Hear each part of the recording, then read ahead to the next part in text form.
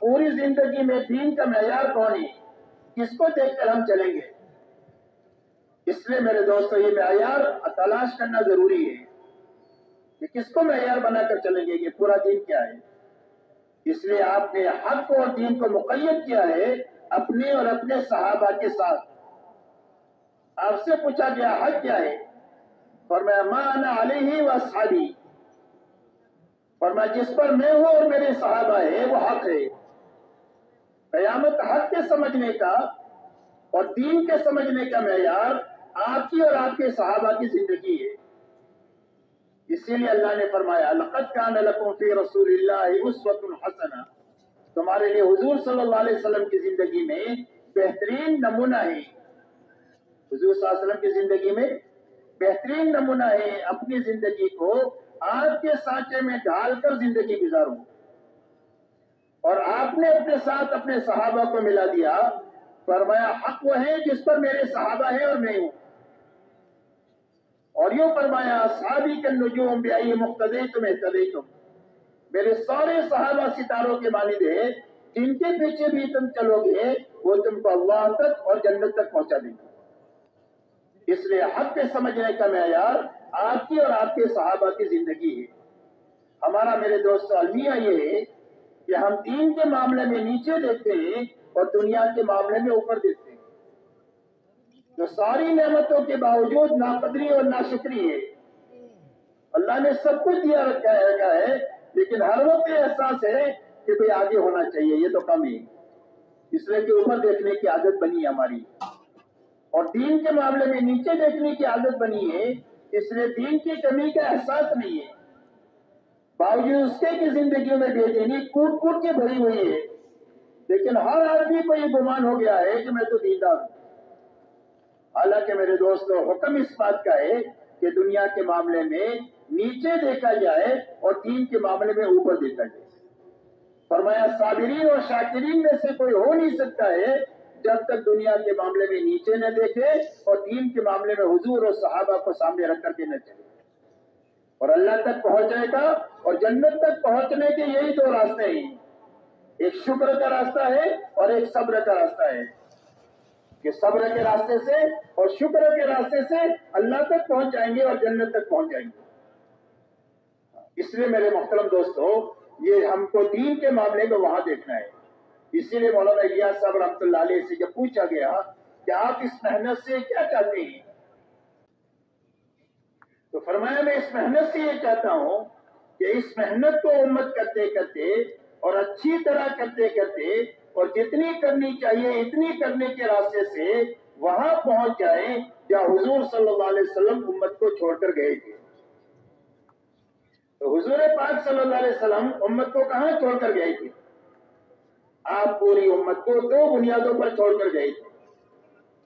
ایک تو ہر فرد امت میں پورا دین اپنی حقیقت کے ساتھ پایا جاتا تھا۔ ایک بنیاد پوری امت میں یہ زندہ تھی کہ پورا دین تھا، حقیقت کے ساتھ تھا۔ دین ادھورا ہے تو مصیبت آئے گی، دین میں حقیقت نہیں ہے، رسم ہے، رواج ہے، تو بھی اللہ کے وعدے پورے نہیں ہوتے۔ ایک تو پورا دین اپنی حقیقت کے ساتھ تھا، دوسرا 100% ایمان والوں میں اپنی جان اور مال کو اللہ کے اور اللہ کے دین کے مقابلے میں بے قیمت بنایا تھا، کہ ہماری جان کی اللہ کے اور اللہ کے دین کے مقابلے میں کوئی بھی قیمت نہیں ہے۔ تو ایسے ایک مومن کی جان کی قیمت یہ ہے کہ اگر پورا عالم اس کے قتل پر جمع ہو جائے تو اللہ سب سے انتقام لے گا۔ ایک مومن اللہ کی نگاہ میں اتنا قیمتی ہے، لیکن اللہ کے مقابلے میں ہماری جان کی کوئی بھی قیمت نہیں، ایک بھی لگا سکتے ہیں، 1000 بھی لگا سکتے ہیں۔ اللہ کے دین کے تقاضے پر ایک بھی لگا سکتے ہیں، 1000 بھی لگا سکتے ہیں۔ ایسے ہی ہمارے مال کی کوئی قیمت نہیں اللہ کے اور اللہ کے دین کے مقابلے میں۔ مال کا تقاضا ہوگا تو 100 لگا سکتے ہیں، 1000 لگا سکتے ہیں، موقع آئے تو جھاڑو مار کر لگا سکتے ہیں، اس یقین کے ساتھ کہ اللہ کی نسبت پر جب سارا لگا دیں گے تو اللہ ہم کو اجاڑیں گے نہیں، اللہ آباد کر دیں گے۔ اس لیے کہ جو اللہ سے معاملہ کرتا ہے کبھی گھاٹے میں نہیں رہتا، جو اللہ سے معاملہ کرے وہ کبھی گھاٹے میں نہیں رہتا۔ حضرت صہیب ہجرت کے لیے نکلے مکہ سے، مکے والوں نے سب کچھ لے لیا ان کے پاس سے، اور یہ پہنے کپڑے مدینہ میں پہنچے. آپ نے ان کو دیکھ کر یہ فرمایا ربی البیع یا ابا یحییٰ، اے ابو یحییٰ تم تو بہت نفع کا سودا کر کے آئے، حالانکہ لٹ لٹا کر کے آئے تھے. اور یہ آتا ہے کہ مدینہ منورہ میں جو بہت زیادہ خرچ کرنے والے لوگ تھے اس میں حضرت صہیب تھے. تو کہاں سے آیا کہ جب اللہ کی نسبت پر لگا دیا تو اللہ نے اتنا دیا کہ مدینہ میں جو زیادہ خرچ کرنے والے لوگ تھے ان میں ایک نام ان کا تھا. حضرت عمر ان کو کہتے تھے کہ تم اسراف کرتے ہو. حضرت صہیب نے فرمایا کہ میں خیر کے کاموں میں خرچ کرتا ہوں اور خیر کے کام میں کوئی اسراف نہیں ہوتا، غلط جگہ میں نہیں خرچ کرتا. اس لیے میرے دوستو اللہ سے جو معاملہ کرتا ہے وہ کبھی گھاٹے میں نہیں رہتا. اور میں ان دو بنیادوں پر امت کو چھوڑا تھا، اور ان دو بنیادوں کی وجہ سے ایک کمزور اور چھوٹی جماعت کے ہاتھوں اللہ تعالیٰ نے پوری دنیا کے سوئے ہوئے نصیب کو جگایا ہے. پوری دنیا جہالت میں ڈوبی ہوئی تھی اور پوری دنیا گمراہی میں ڈوبی ہوئی تھی. اللہ نے پوری دنیا کی جہالت کو اور پوری دنیا کی گمراہی کو جو ختم کیا ہے ایک کمزور اور ایک چھوٹی جماعت کے ہاتھوں کیا ہے، جن کے اندر میں یہ دو بنیادیں تھی. ایک پورا دین اپنے حقیقت کے ساتھ تھا اور ایک اپنی جان مال کو اللہ کے دین کے مقابلے میں بے قیمت بنایا. ہماری اس محنت کی منزل یہ ہے، اس محنت کے ذریعے سے ہم یہ چاہتے ہیں کہ ہم وہاں تک پہنچیں. یہ دو بنیادیں امت کے اندر میں اور امت کے ایک معتدی مجمع میں زندہ ہو جائے. جب ایک معتدی مجمع میں زندہ ہو جائے گی تو اللہ اس مجمع سے وہی کام لیں گے جو کام اللہ نے صحابہ سے لیا. اس لیے میرے دوستو ہمارے لیے دین کے سمجھنے کے معیار حضور صلی اللہ علیہ وسلم اور صحابہ کی جماعت ہے. تو آپ نے پوری امت کو کن بنیادوں پر اٹھایا ہے؟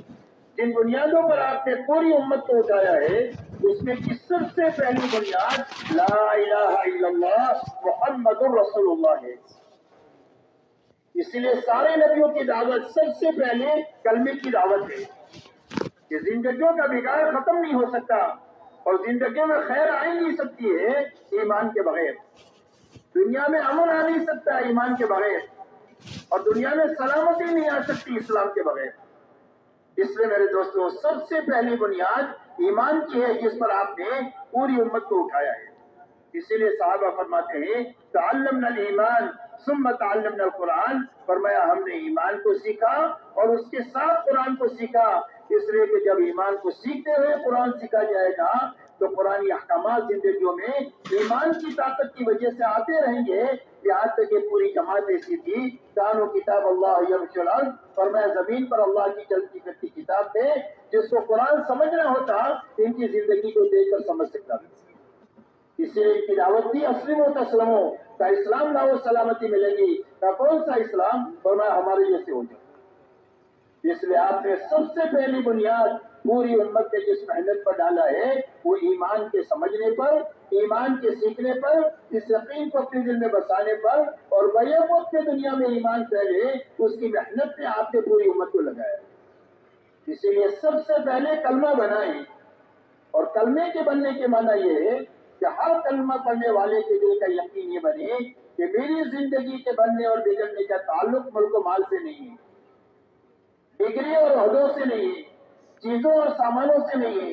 اگر ملک سے زندگی بنتی تو فرعون اور نمرود کی بنتی، اگر مال سے زندگی بنتی تو قارون کی بنتی، اگر تجارت کے نقشوں سے زندگی بنتی تو قوم شعیب کی بنتی، اگر باغات سے زندگی بنتی تو قوم شعیب کی بنتی، قوم سبا کی بنتی، اور اگر عہدوں سے زندگی بنتی تو حامان کی بنتی. زندگی کے بننے کی یہ بنیادیں ہی نہیں ہے.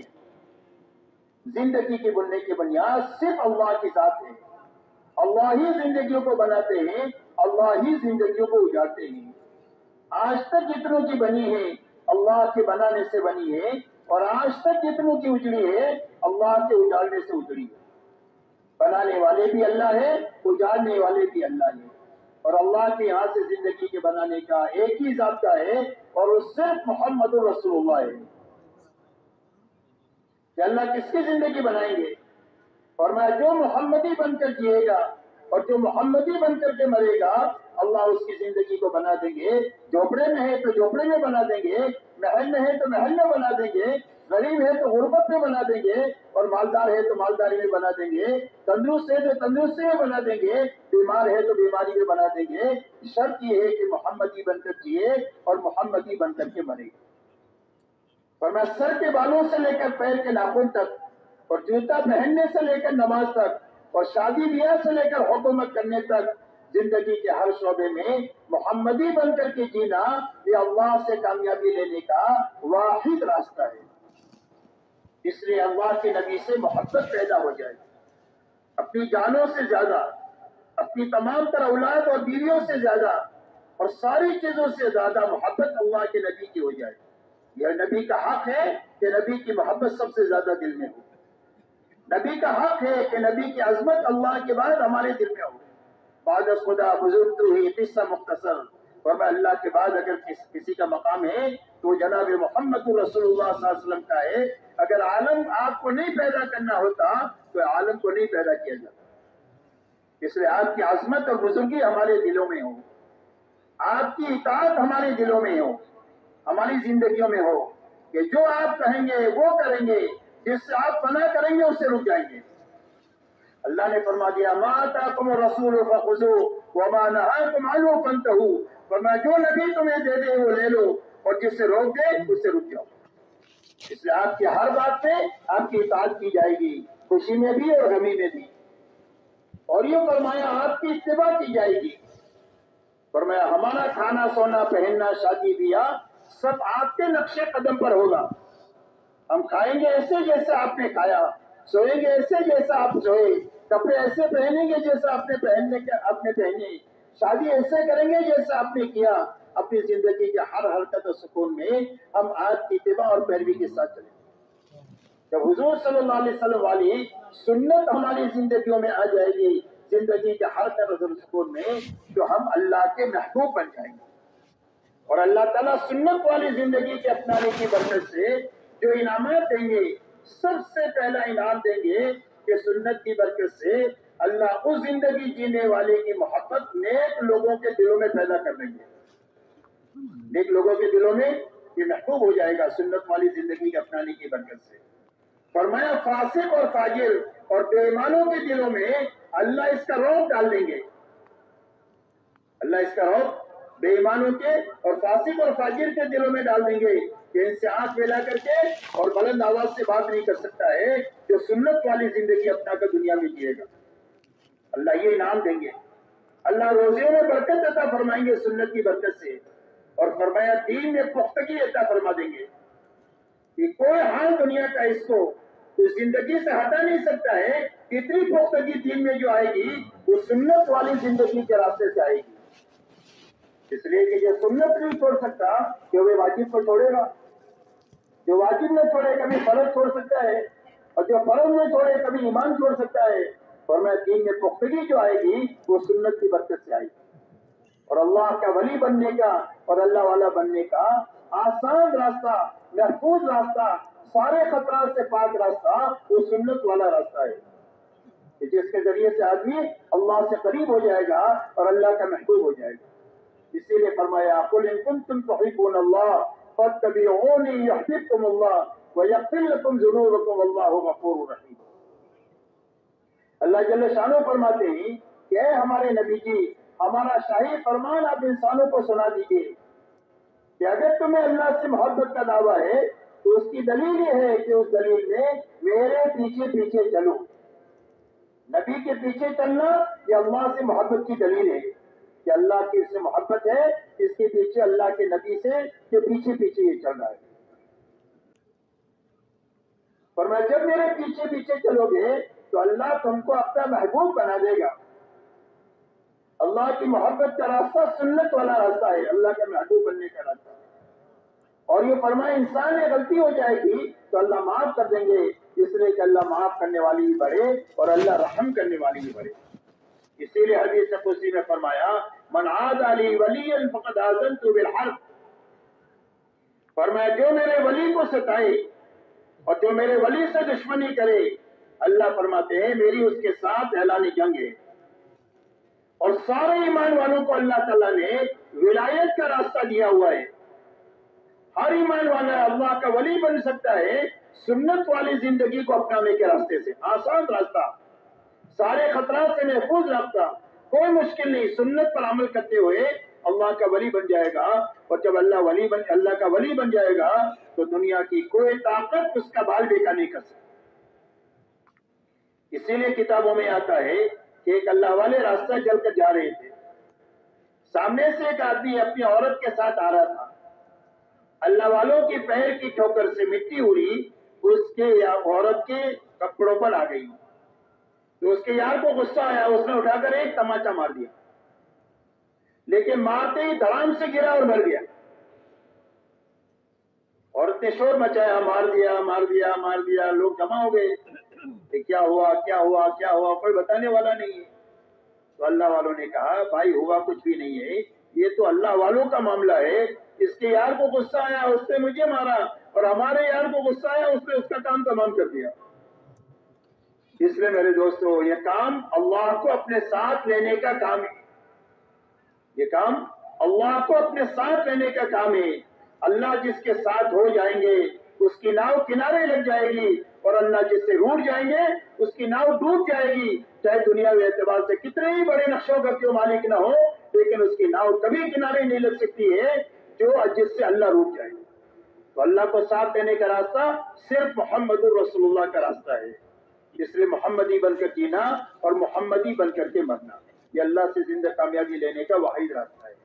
اب میرے دوستو، پوری زندگی محمدی سانچے میں ڈھالنے کے لیے اللہ نے کلمے کے ساتھ عبادت کی لائن دیا ہے. کیا عبادت کے راستے سے پوری زندگی محمدی سانچے میں ڈلے گی. اور عبادت پہ جانی عبادت بھی ہے اور مالی عبادت بھی ہے. جانی عبادت بھی ہے، مالی عبادت بھی ہے. نماز روزے کا تعلق جان سے ہے، اس میں جان لگتی ہے. زکوٰۃ کا تعلق مال سے ہے، اور حج کا تعلق جان مال دونوں سے ہے. تو اپنی نماز ایسی اچھی بنانا کہ 24 گھنٹے کی زندگی آپ کے طریقے پر آ جائے. اس لیے نماز پابندی سکھانے کے لیے ہے کہ کیا دیکھو گے، کیا سنو گے، کیا بولو گے، کہاں ہاتھ رکھو گے، کیسے پیر رکھو گے، یہ سارا سکھانے کے لیے نماز ہے. فرمایا جس طرح نماز میں حکم کی تابع داری ہے، نماز کی باہر کی زندگی میں بھی حکم اور طریقے کی پابندی کے ساتھ جینا آ جائے، اس کے لیے نماز عطا فرمائی. اسی لیے فرمایا نماز آدمی کو بے حیائی اور برائی کے کاموں سے روکتی رہتی ہے. نماز بنتی چلی جائے گی، زندگی صاف ستھری بنتی چلی جائے گی. ایسا ہی روزے کے راستے سے آدمی کی زندگی میں تقویٰ پیدا ہو جائے گا. اور تقویٰ پیدا ہونے کے معنی یہ ہے کہ حرام سے بچنے کی طاقت پیدا ہو جائے گی. اللہ نے روزے کی یہی غایت قرآن میں بیان فرمائی کہ ہم نے روزے اس لیے فرض کیے ہیں کہ تمہارے اندر تقویٰ پیدا ہو جائے. اور حدیث پاک میں جناب رسول اللہ صلی اللہ علیہ وسلم فرماتے ہیں اتق المحارم تکن عبد الناس. فرمایا حرام سے بچ جاؤ، تم سب سے بڑے عبادت گزار ہو. حرام سے بچنا یہ سب سے بڑی عبادت گزاری ہے. 24 گھنٹہ نماز ہے، روزہ ہے، تسبیح تلاوت ہے، تبلیغ ہے، کوئی بھی 24 گھنٹہ نہیں ہو سکتی. لیکن حرام سے بچ کر آدمی 24 گھنٹہ عبادت گزار رہ سکتا ہے. اور آدمی کی زندگی میں تقویٰ پیدا ہو گیا، حرام سے بچنے کی طاقت پیدا ہو گئی. تو میرے دوستو، یہ اتنا بڑا کام ہے کہ اس کی زندگی کے سارے مسائل تقوی کے راستے سے حل ہو جائیں. حضرت عبد الرحمن ابن عوف رضی اللہ تعالیٰ عنہ نے ایک مرتبہ حضرت عمر رضی اللہ تعالیٰ عنہ سے یہ فرمایا کہ امیر المومنین، آپ جو بھی مال بیت المال میں آتا ہے وہ سارا خرچ کر ڈالتے ہیں، مسلمانوں کی ضرورت کے لیے مستقبل میں کوئی چیز رکھتے ہی نہیں ہے. تو حضرت عمر رضی اللہ تعالیٰ نے فرمایا کہ عبد الرحمن تیری زبان سے شیطان بول رہا ہے. اور یہ فرمایا کہ اللہ نے ہم کو تقویٰ دیا ہے، جب کبھی بھی کوئی مسئلہ آئے گا ہم اپنے ان مسائل کو تقوی کے راستے سے حل کریں گے. فرمایا ساری چیزوں کا بدل صحابہ تقوی کو سمجھتے تھے کہ جو بھی کام مسئلہ ہوگا تقوی کے راستے سے حل ہو جائے گا. اور قرآن پاک میں اللہ تعالیٰ نے تقوی کی جو فضائل بتائی ہیں، فرمایا ایک تو تقوی کی برکت سے اللہ ایسی جگہ سے روزی دیں گے جہاں سے آدمی کو وہم و گمان بھی نہیں ہوگا. زندگیوں میں کوئی الجھن آ گئی بڑے سے بڑی، फरमाया उस उलझन को तकवे के रास्ते से अल्लाह दूर करेंगे। जिंदगी में बहुत सारे काम आते हैं, फरमाया इन कामों को अल्लाह तकवे की बरकत से आसान करेंगे। आदमी ये गलती हो जाती है, फरमाया गलती माफ होगी और तकवे की बरकत से माफ हो जाएगी। और ये फरमाया कि जो नेकी हो जाएगी उस नेकी का वजन बढ़ जाएगा, वो तकवे की बरकत से बढ़ जाएगा।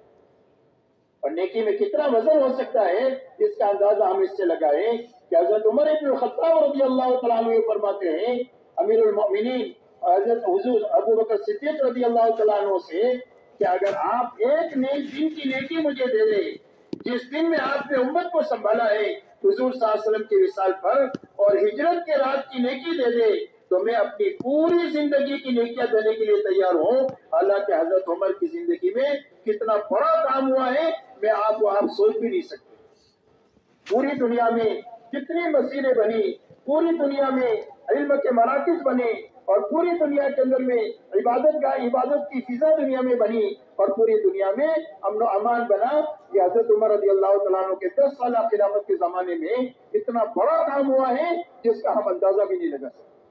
लेकिन वो फरमाते हैं मैं सारी नेकी आपको देने के लिए तैयार हूँ 2 नेकियों के बदले में। इसलिए कि अल्लाह ने कुरान में सिद्दीक अकबर रज़ियल्लाहु तआला अन्हु को नबियों के बाद सबसे ज्यादा अल्लाह से डरने वाला बताया है।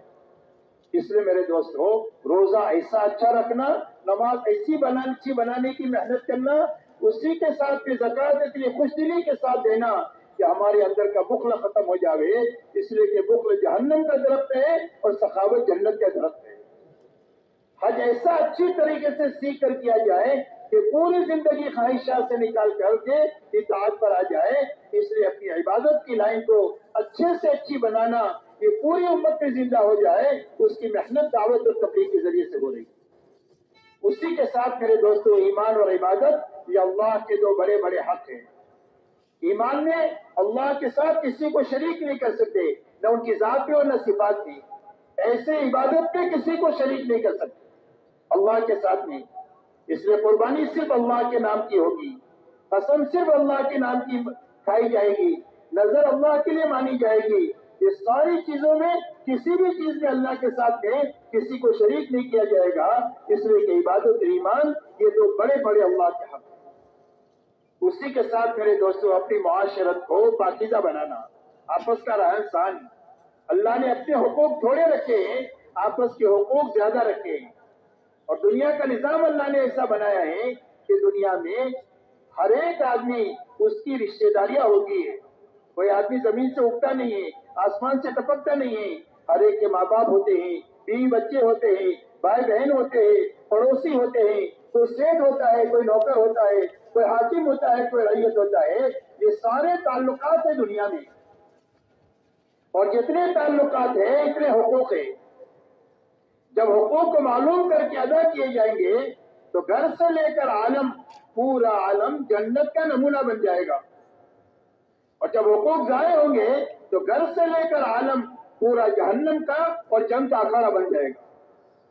आज पूरी दुनिया में किसी की जान माल आबरू महफूज नहीं है कि घर से निकला है शाम को सही सालिम आएगा या इसकी लाश आएगी, ये मालूम, ये महफूज नहीं है। ये महफूज हिफाजत दुनिया में उस वक्त पे आ सकती है, दुनिया में अमन और सलामती उस वक्त पे आ सकती है तो हुजूर सल्लल्लाहु अलैहि वसल्लम वाली मुआशरत जिंदा हो जाए। और आपकी मुआशरत की बुनियाद इंसाफ है। फरमाया जो अपने लिए पसंद करें अपने तमाम ईमान वाले भाइयों के साथ के लिए पसंद करें। हर ईमान वाले से मोहब्बत करेंगे और हर इंसान का एहतराम करेंगे, मोहब्बत ईमान वाले से करेंगे। फरमाया तुम में का कोई भी कामिल मोमिन बन नहीं सकता है जब तक अपने भाई के लिए वो चीज पसंद न करे जो अपने लिए पसंद करता है। फरमाया तुम जन्नत में दाखिल नहीं हो सकते जब तक तुम मोमिन न बनो। और फरमाया तुम्हारा ईमान कामिल नहीं हो सकता है जब तक तुम आपस में मोहब्बत न करो। और फरमाया मैं बताओ मोहब्बत कैसा पैदा होगी। फरमाया सलाम को खूब फैलाओ, पहचानते हो नहीं पहचानते हो हर एक को सलाम करो, घर में दाखिल हो तो सलाम करो, कोई मुसलमान मिले चाहे पहचानते हो न पहचानते हो उसको सलाम करो। फरमाया इसके रास्ते से मोहब्बतें पैदा होगी। इसलिए हमारी मुआशरत की बुनियाद इंसाफ पर है, हमारी मुआशरत की बुनियाद एहसान पर है कि हम हक भी देंगे, हक से ज्यादा भी देंगे। और जरूरत पड़ी تو अपनी जरूरत को अटकाकर अपने भाई की जरूरत को पूरी करेंगे, जरूरत पड़े तो भूखे रहकर अपने भाई को खिलाएंगे, मामूली कपड़े पहनकर अपने भाई को कपड़े पहनाएंगे, अपने शादियों में मामूली खर्च कर कर अपने पड़ोसी और अपने ईमान वाले भाइयों की बच्चों की शादियां करेंगे, अपने मकानात को कम से कम खर्च से बना करके अपने भाइयों के लिए मकानात बनाएंगे। फरमाया हम इनके साथ ihsan का मामला करेंगे। ये हमारी मुआशरत की बुनियादें हैं जो हुजूर सल्लल्लाहु अलैहि वसल्लम लेकर के आए। हमारी मुआशरत की बुनियाद हया है।